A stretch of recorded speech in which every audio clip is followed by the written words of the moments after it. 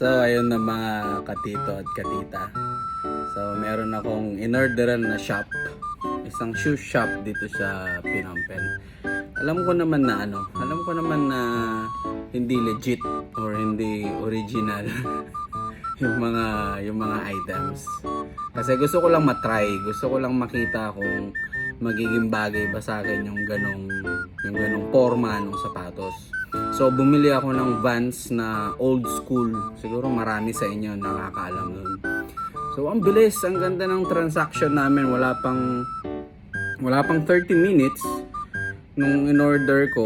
As in mababa ang presyo, as in bagsak presyo talaga siya mga katito. Kaya nainganyo ko, kaya binili ko na rin talaga kahit alam kong medyo parang nag-aksaya lang ako. Pero okay lang naman kasi mura lang talaga. So excited ako dumating. So eto na nga siya. Ito na yung box. Tapos maganda yung packaging yung packaging niya maayos. Kaya lang mga katito, minessage ko yung pinagbilan ko. Kasi hindi ko siya magagamit. Tama naman yung size. Size 9. Tama naman siya talaga. Pero nakakatawa kasi mga katito. Siguro dahil nagmamadali si ate o si kuya.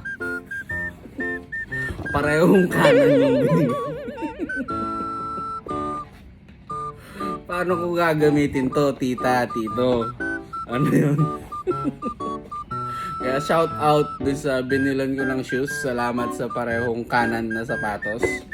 Para pag nasira daw yung isang kanan, meron pa akong kapalit dun sa kanan. So shout out kay Bro Isko.